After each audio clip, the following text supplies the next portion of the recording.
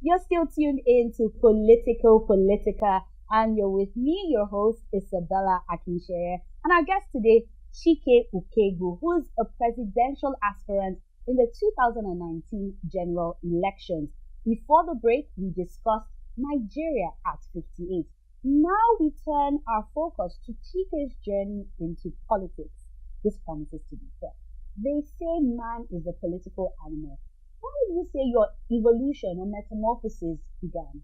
Were you a luta continua, Victoria Asata, or it kind of just grew on you? I think it sort of grew on me. I'll tell you why. So I didn't wake up one day and decide, oh, someday I'm going to become the president of Nigeria, right? It stemmed from this frustration and anger from looking at, my parents who had not been paid pensions for, at the time, about a year, right? And I just didn't understand how people had given their lives to service. And then in their old age, the nation which they have served could not afford to take care of them. And that, of course, foiled with all the other stuff. You see young people who cannot go to school. You hear constantly of people dying from illnesses that could easily have been solved. We always used to say there's the most dangerous illness in Nigeria is brief illness, right? Because every obituary sign is he died or she died after a brief illness, and you're wondering what sort of illness is this, So right? you got tired of just seeing the problems and not enough solution. So if we go back to secondary school, you're not the head boy, you're not with your siblings trying to be the boss. So it was something that grew over time.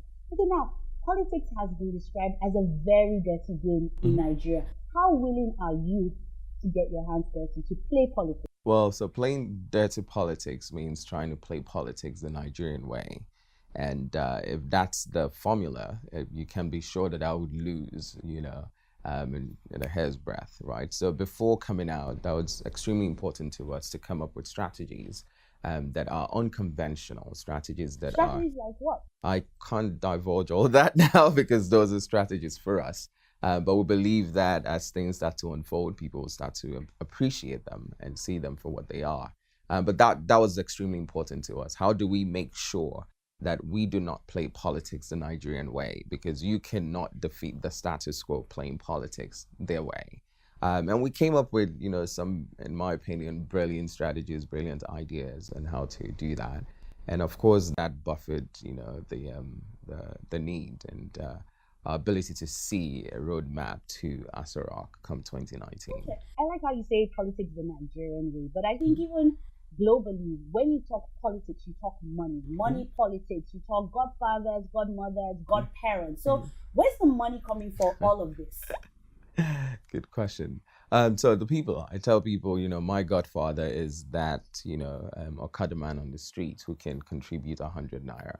It's the student who buys into the vision and the ideology and says, you know what, we're tired of old people trying to mortgage our futures. It's time for us to take it back. So yes, I do not have 10,000 naira, but here's 500 naira that I have to make sure something works in your campaign. It's somebody else saying, oh, I don't have money, but I can do this, this, this, this, and, contributing in kind to making sure it works. Of course, we understand the role and the importance of money, which is why we do talk to potential investors. We make sure that the people who we bring on board are people that do not compromise our message or integrity tomorrow. Because we understand that you cannot you cannot come to change the system by being exactly what the system is. So you don't want to join them. You can Definitely beat not. them at the game. Definitely, yes. But still on the issue of godfather, godmothers, who is the person or the people speaking for you behind closed doors who are saying you must be the person, even if they're not putting money down? It's the everyday person. So it's all of the people who've watched, the interviews and decided, hey, that's a brilliant young man, and that's the vision we want for our nation. People doing things that we don't know about or send us that message. I got a call from a 79-year-old man who said, listen, after I listened to you, I dusted off my PVC, and if whatever I can do, I'm going to do to make sure that, not just me, but my community and my state actually votes for you. So it's all of those, testimonies, I would say, that continue to fuel us, and we're doing something right. Yeah. Okay, so it's the old man, it's the young lady, it's the student. I think President Buhari also employed that he said he didn't have money and people donated. So I'm sure at some point you'll be asking us to donate our kobo and our naira. But let's look at party politics. Right. Yes, party politics. Which of the political parties' ideology aligns with your values? I mean, we all know there are 91 political parties in Nigeria today. Before deciding to pick one, we had about 12 to 15 of them approach us, right? But there were three things that were extremely important to me. One, a party that aligned with our ideology, one that was youth-centric or youth-focused, and one that had the structure, the capacity to, of course, deliver on a 36-state plan. And we found that in, Advanced Allied Party. It's a name many people have never heard before because it was... Advanced Allied Party. Yes, AAP.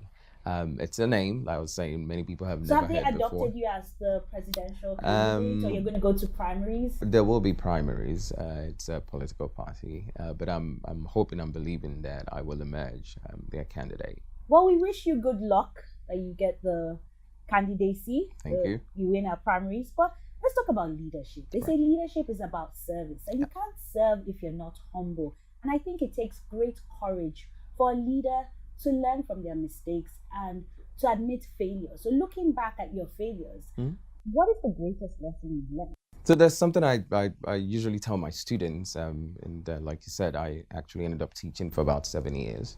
I told them, listen, you cannot look at failure as an impediment, right? Failure becomes a stepping stone to something greater, right? It means you have a second opportunity to do better, right? So I have always seen that I don't consider failure a bad thing. I consider it an opportunity to do better than I did previously. So when we talk about what failures have you had, what regrets have you had, I tell people I actually don't have regrets. I learn lessons, right? So let's take one major failure and one lesson. The first business I launched was a nonprofit. And I learned a huge lesson from running it. And that lesson was this, right? If you have passion and grit and resilience, but you don't have money or resources to match that, you burn out. If you have money and the passion is not there, you actually negatively impact lives sometimes. So the right equation, the right balance is a combination of both. So we went from, it's a nonprofit, we can easily get donations and raise money, to understanding that no, we had to be sustainable. We had to come up with brilliant ways to be sustainable, to make sure that we can carry along our passion. And that was a lesson that took me burning out to learn, which now made me understand the importance of having a for-profit.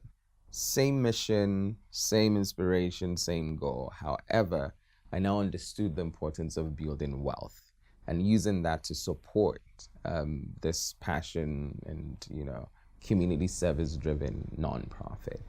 So that's one lesson that when people ask me, I tell them that. That's one. I could go on. I could give you. Well, let's loosen up a bit. On Sure. a lighter note, I mean, what's your response to people who feel your IJGB, I just got back status, complete with phone American accent, is a turn off for many? Do you think you can really connect with Nigerians at the grassroots, the market woman, the Okada rider? Of course, nah. How? I tell people to say, so don't mind the packaging, shao. So the truth is, I'm an Aba boy. I was born in Owerri. You don't look like Aba boy. I mean, you look like Aba boy. I'll be correct, Aba boy. But no, I'm very in touch with, what it means to be Nigerian and understanding the grassroots. So yeah. If you want more switch to Pidgin, I feel switch to Pidgin, shao, and in fact, I went to Unilag for 2 years, so I understand Lagos.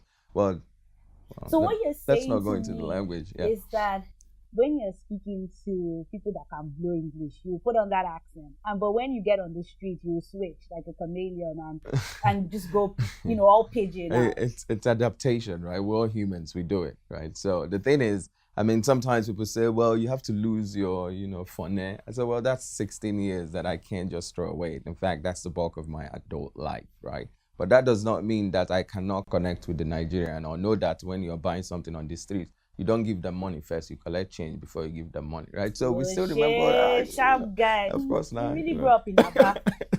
And finally, Yeah. if you indeed became the number one man in Nigeria in 2019, who will be the number one woman? Ha ha. How about you find out then? I mean, you have to give me an answer, because Nigerians are going to say, he cannot even lead a family, he wants to lead a nation. So is there someone? And then you ask them, all the people that have led families, how well have they done leading So are the you nation? single and searching? I'm single. Was searching before I'm embarking on this. I think right now is more about people trying to set you out. But, single and kind of searching, because of course you have to understand the focus is making sure we win. So you're looking for like your Michelle to support you when you become President Obama kind of thing? Well, if you go that way, I like to say I'm looking for Chike's, You heard it here. Yes. You're single and searching, slide into the DM. Slide in. No. And also come with your money, because he needs money to run his campaign. If your father is a billionaire, reach out too.